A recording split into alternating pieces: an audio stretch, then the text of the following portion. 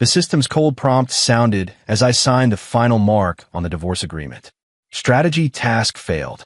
The host will be removed from this world in 15 days. I looked up and pushed the signed agreement to Sophia across from me. She was looking down, messaging her childhood friend, smiling gently, and without lifting her head said, "Signed? Ethan, you finally did something sensible for once." I said nothing, just looked at her. Staring at the woman I had loved for 3 years and courted for 3 years. From today on, it's all over. She thought this was the relief she wanted, but she didn't know that it was actually mine. The pen tip drew the final stroke across the 2 words Ethan Johnson, and I felt an unprecedented lightness. 3 years of marriage, rather than a marriage. It was more like my solo one-man show, an endless conquest mission. Now, the mission has failed. Fine. Strategy mission failed. The host will exit this world in 15 days. In my mind, the system's mechanical voice carried not a trace of emotion. Yet to me, it sounded like heaven-sent music. I looked up and pushed a 2-part divorce agreement across to Sophia. She didn't even glance at me. Her long fingers flew across her phone screen, a faint sweetness tugging at the corner of her mouth that even she seemed unaware of. The screen's pale light fell on her face, that tenderness I had never possessed. I knew it was Liam on the other end of the phone, the childhood friend she cherished above all. Signed. She didn't even lift her eyelids, her voice light and airy. "Ethan, you've finally been sensible for once." Sensible. When that word came from her mouth, it carried a condescending air of magnanimity. For the past 3 years, countless times I was called immature because of her and Liam. She abandoned our engagement anniversary to be with Liam, who had just broken up. When I confronted her, I was immature. She used the money I had worked so hard to earn to fund Liam's dream-chasing trip. When I stopped her, I was immature. She got a call from Liam in the middle of the night and, still in her pajamas, tried to go out. When I blocked her, I was labeled the height of immaturity. Every time I acted childish, it was met with her increasingly cold gaze and the sentence, "Ethan, can you please stop being so petty? Liam and I are just friends." Friend. A friend who could casually take up her time, money, and emotions. And me, her legally recognized husband, lived like a domesticated, paid clown. I once believed that as long as I gave enough, even the coldest heart could be warmed. But I forgot that when you try to warm a block of ice, your own hands will freeze stiff. Now, I'm not pretending anymore. My hand is cold. It's time to take it back. I didn't respond to her compliment. I just watched her quietly. Watched her delicate brows and eyes. Watched the smile that surfaced because of another man. This was the last time I would look at her so intently. All the past, those late nights, simmering soup for her, the umbrella delivered to her office on rainy days, the various problems I smoothed over for her, flashed through my mind like a sped-up black and white film, finally freezing into nothingness. Nothing. I'm leaving first. I stood up, pulled out my chair, my movement steady. Sophia finally looked up from her phone. Her delicate brows drew together slightly, seemingly surprised by my decisiveness. In her mind, I would probably cry, demand answers, or like every time before, beg her pitifully not to leave. But today I did nothing. "Where are you going?" she asked instinctively. "Go home and pack your things." I answered concisely. This apartment we've lived in together for 3 years is in my name. It's my premarital property. The divorce agreement states clearly that the house belongs to me and she can take her personal belongings. She gave a short and lowered her head to play with her phone, as if saying, "Hurry up," yet also as if she didn't care at all. I turned and left, without a shred of hesitation. The cafe's glass door separated 2 worlds. Inside the door were her and her childhood friend. Outside was the 15-day countdown I was about to finish. When I got home, I opened all the windows. There really weren't many things that belonged to Sophia. Most of her time was spent at her design studio or at Liam's. This home felt more like a hotel where she occasionally stayed. I dug out a few dust-covered suitcases and got to work. Her clothes, her cosmetics, those expensive art pieces I couldn't understand. I sorted them one, by category, and neatly packed them into the cases. In one of the suitcases, I found a familiar velvet box. I opened it to find a diamond necklace she had never worn. It was the gift I bought her for our first wedding anniversary with more than half a year's savings. I had spent a lot of money on it. The day I gave it to her, she only glanced at it coldly and said, "It's too precious. It's not suited to me." Later, I saw the same bracelet he gave Sophia on Liam's foreign social app. She was smiling radiantly, and the caption read, "The best gift comes from the person who knows me best." At that moment, my chest felt as if an invisible hand had clenched it, pain making it hard to breathe. Now, I pick up that necklace, my fingers grazing the cool diamond, and my heart is utterly calm. I put it back in the most conspicuous spot on top of the box, then close the lid. All afternoon, I cleaned the entire house. Every trace that belonged to her was packed and sealed, neatly stacked in the center of the living room. After finishing all of that, I made myself a cup of tea and sat on the empty sofa. The afterglow of the setting sun poured through the window, stretching my shadow long. For the first time in 3 years, I felt such peace and freedom. My phone buzzed. It was a call from Sophia. I looked at the two characters' wife flashing on the screen and laughed self-mockingly, then casually changed the contact back to Sophia in my address book. Then I pressed the answer button. "Ethan, what do you mean?" Her voice on the other end of the line carried a hint of accusatory fire. "What? Money? What about the money I asked you to transfer to me? Liam's travel company is pressing for the final payment. They need $200,000, she said with righteous indignation. I almost forgot. This morning, before she left, she had asked me to transfer $200,000 to her, saying that Liam's travel company needed some working capital. In the past, this had happened countless times. I would have a huge argument with her, and then, under her cold stare and the sigh of, "You really disappoint me," I would reluctantly send the money. But this time, "Sophia," I said calmly, "we've already signed the divorce papers. Legally, I have no obligation to give you or your friends any more money." Silence on the other end of the line. It was fully 10 seconds before she replied in a tone of disbelief, "Ethan, are you keeping score with me? Over this amount of dollars. This is not a small sum, Sophia. That was the money my parents left me." I enunciated each word, my voice low, but like an ice pick. "I used to be willing to give it to you because I considered you my wife. Now we aren't. You." She seemed at a loss for words. "Just consider it alone, okay? Liam is really in a hurry over there. Transfer it to me first, and I'll pay you back later." "I don't want to lend it," I refused flatly. "Ethan," she finally lost her temper. "Do you have to be so heartless? Our 3 years of marriage, are they worth nothing to you?" 3 years of marriage? I couldn't help but laugh. "Sophia, in these 3 years, have you ever looked at me once? Do you know what I like to eat, what I don't like to eat? Do you know how many all-nighters I pulled to clean up the mess at your studio? Do you know when I was hospitalized last time and called you 37 times, you didn't answer any because Liam was in a bad mood and needed you to be with him?"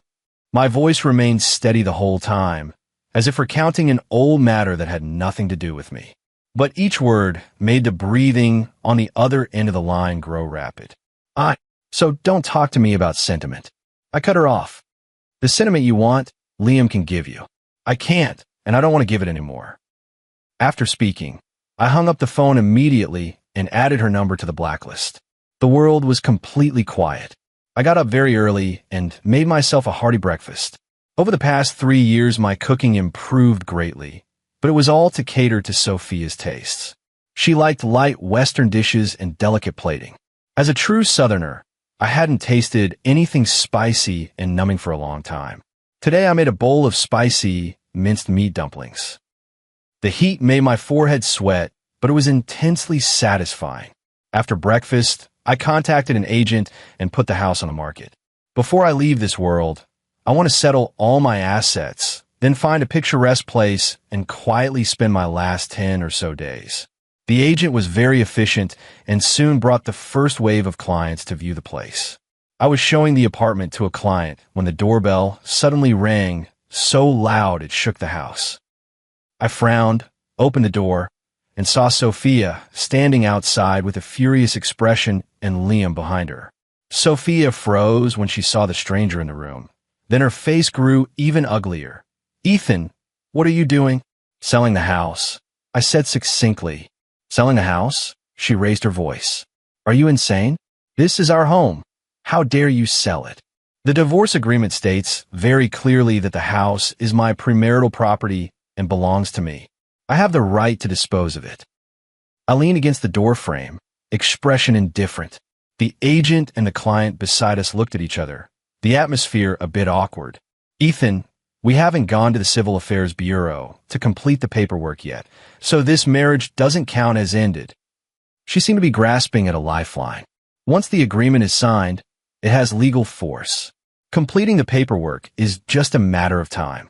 I corrected her. The Liam behind her finally spoke. He has a face that women tend to like, clean, gentle, and at this moment it carried a touch of perfectly measured melancholy and remorse. "Ethan, don't be like this. It's all my fault. If it weren't for me, you and Sophia wouldn't have come to this. I'll figure out the money myself. Please don't make any decision you'll regret in a moment of impulse." His words were airtight. He cleaned himself completely of blame while implying that I was the one acting on a moment of impulse, shifting all the responsibility onto me. In the past, that hypocritical look of his was what I hated most. But now, I only found it laughable. "You misunderstand."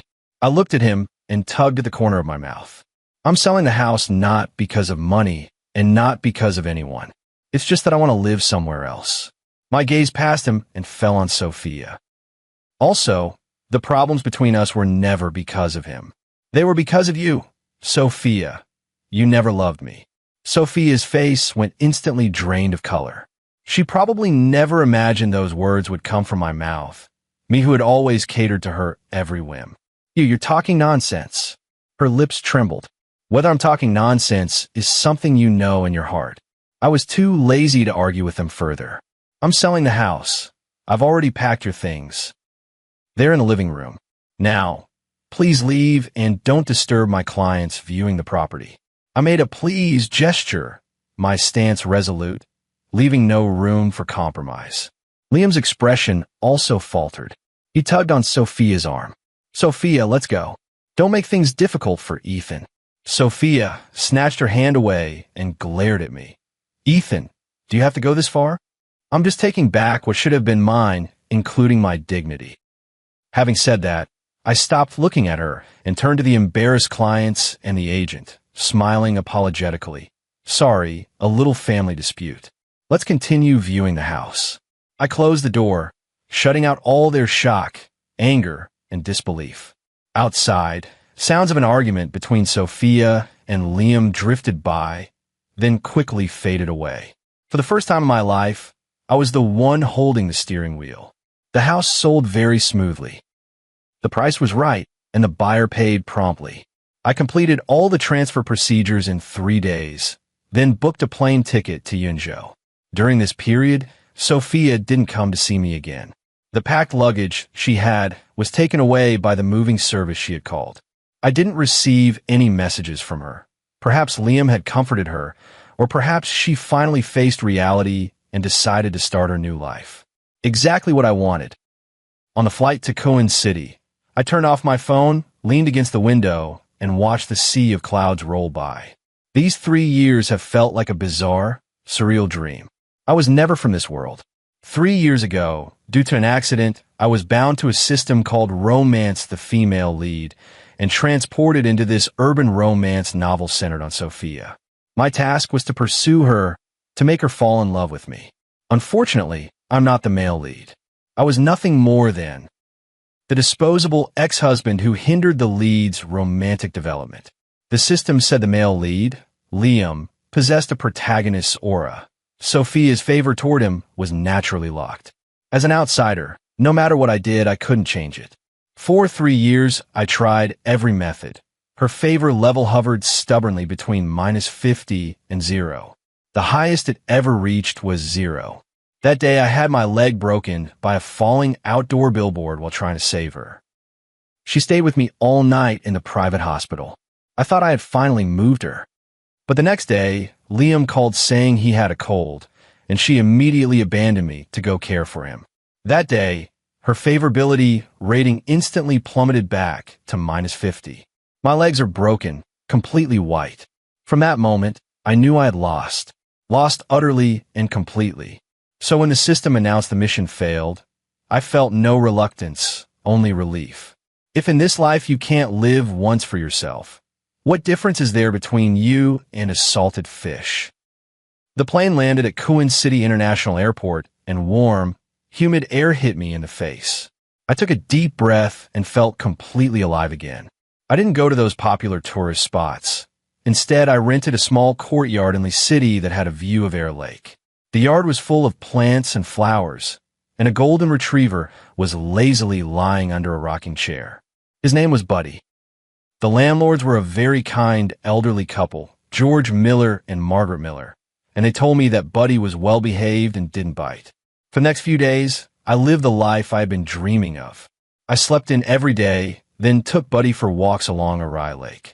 I picked up the camera I'd abandoned years ago and photographed sunrises, sunsets, Songshan, Irai, and the everyday scenes of the old town. I posted those photos to a newly registered foreign social app account. No location, no captions, just quiet images. I blocked Sophia, but forgot to block our mutual friends.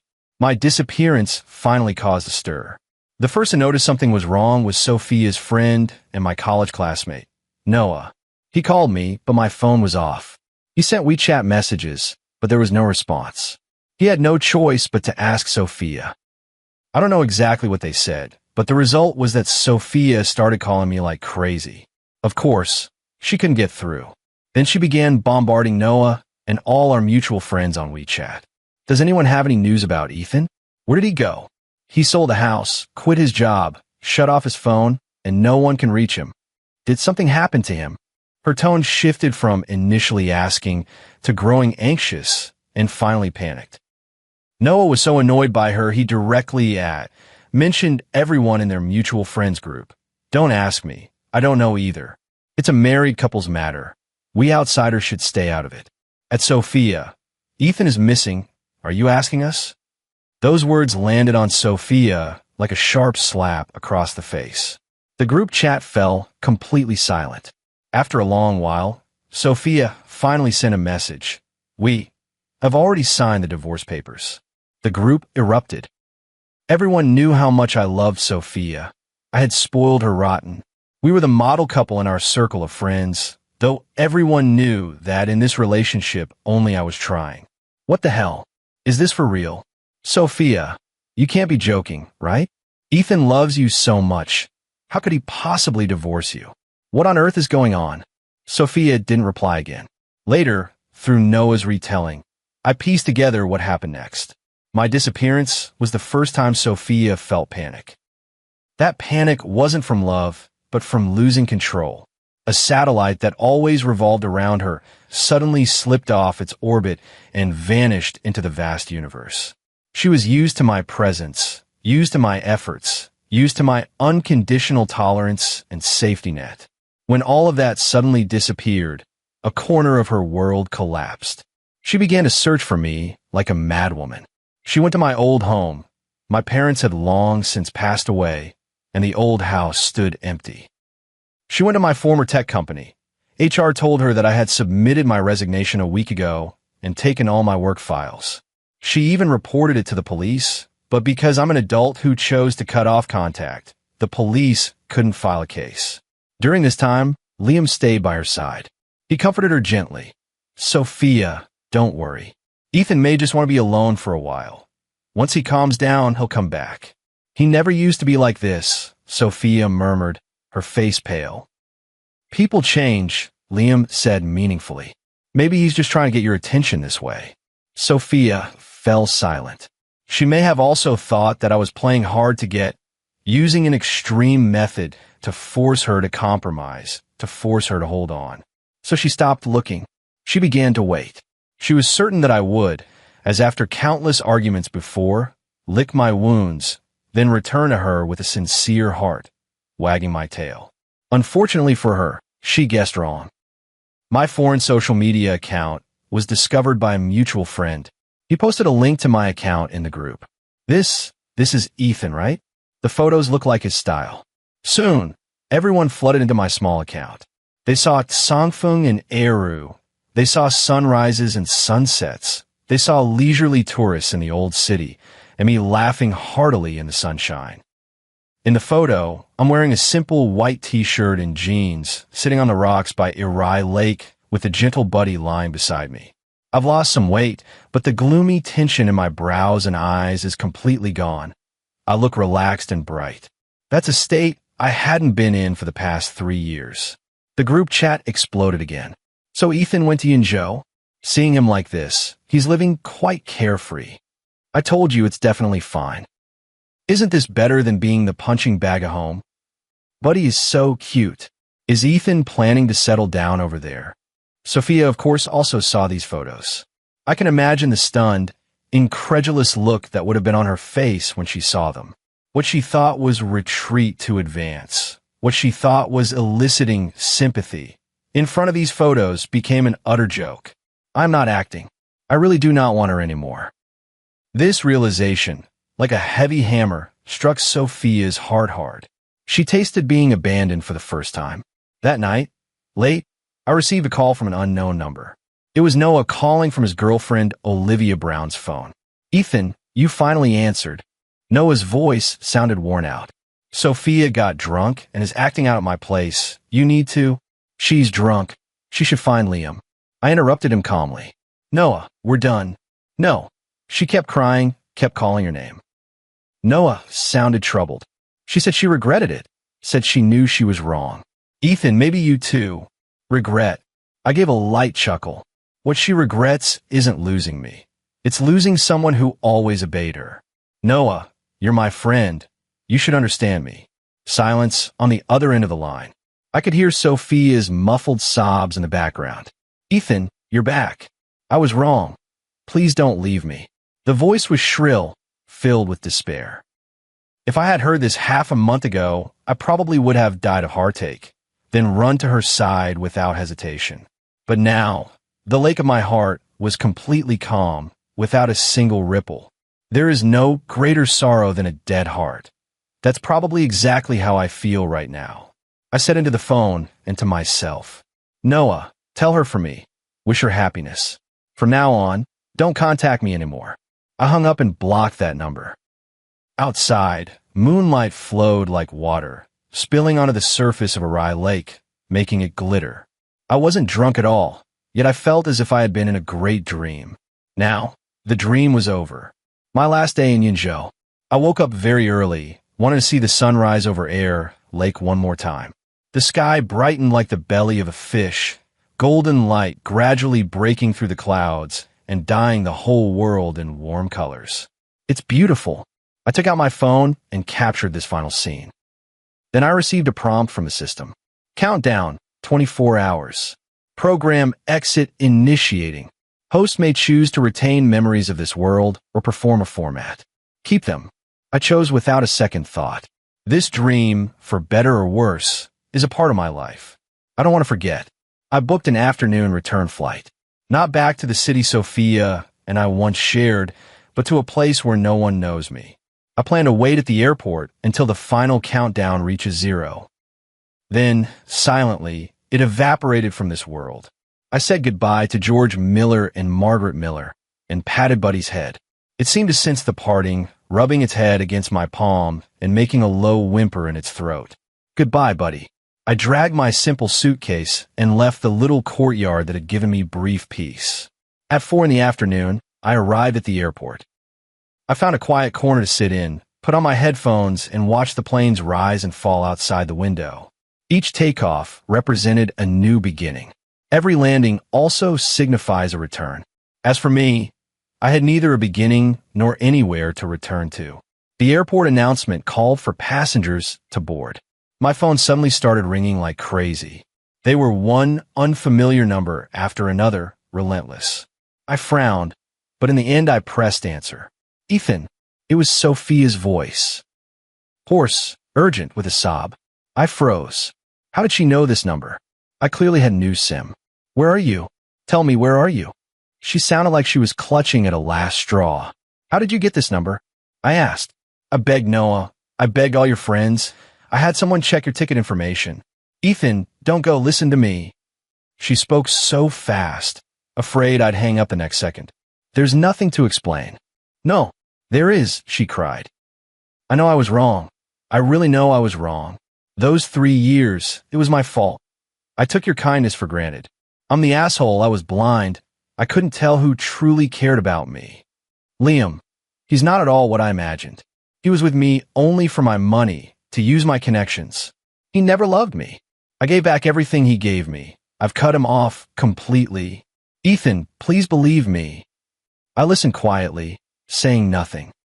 If these words had been said to me 3 years earlier, even a month earlier, I would have been ecstatic. But now it was too late. Sophia, does any of this have anything to do with me? I asked calmly. The sobbing on the other end of the line stopped abruptly. She seemed not to have expected that I would react this way. What do you mean? What I mean is, whatever happens between you and Liam is your own business.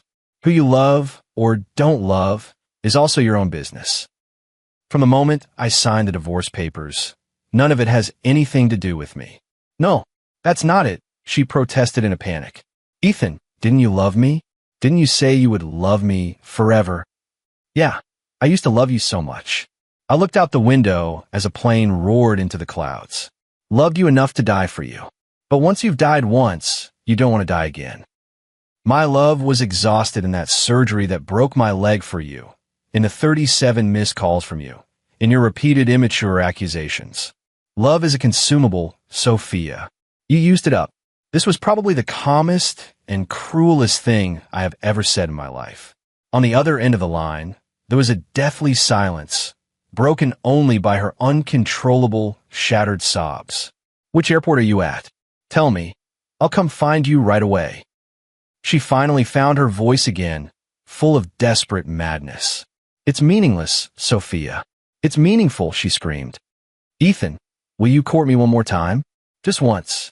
I promise. This time I'll behave. I'll love you properly. I'll listen to whatever you say. I'll do whatever you ask. Court. Hearing the word come from her mouth was the height of irony. I laughed, the sound carrying a trace of sorrow. Sophia, do you know? I never wanted to conquer anyone. I only wanted to find someone who could live a good life with me, who would give me a hug when I'm tired, who would stay by my side when I'm sick. I thought that person was you, but I was wrong. Now, I don't want to try anymore. I'm tired. Countdown, 10, 9, 8. The system's countdown rang in his mind. No, Ethan, don't hang up. Please. At the other end of the airport, a commotion suddenly broke out. I instinctively looked up. Through the crowd pressing together, I saw a familiar figure. It was Sophia.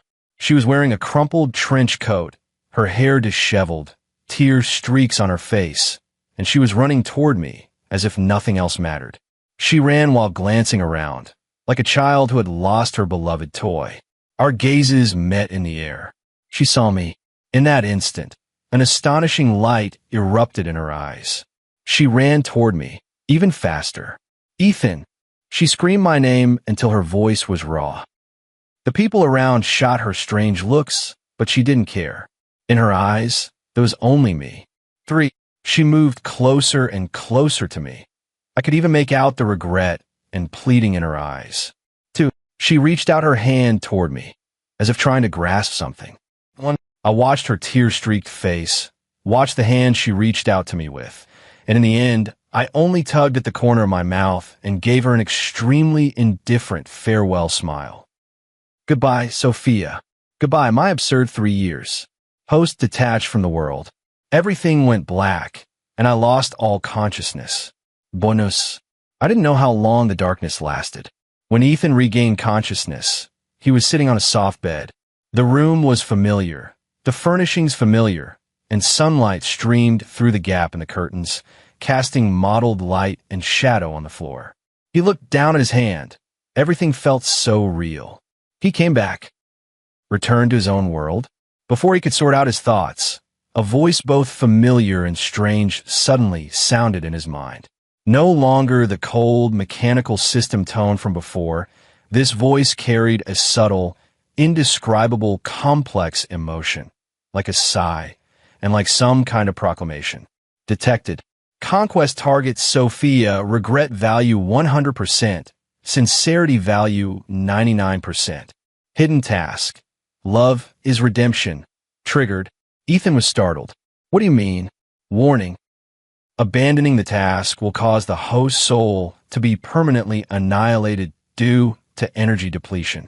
Accepting the task will grant you one chance to reset the novel world's timeline. The time will reset to 3 years before your first meeting with Sophia. But, as the price, all memories of you and her will be temporarily sealed. The memory seal will only be lifted when the specific condition of a kiss of true heart is triggered. The voice paused, as if giving him time to process. Then, in a tone almost beguiling, it asked a question capable of overturning everything. Ethan Johnson, do you accept?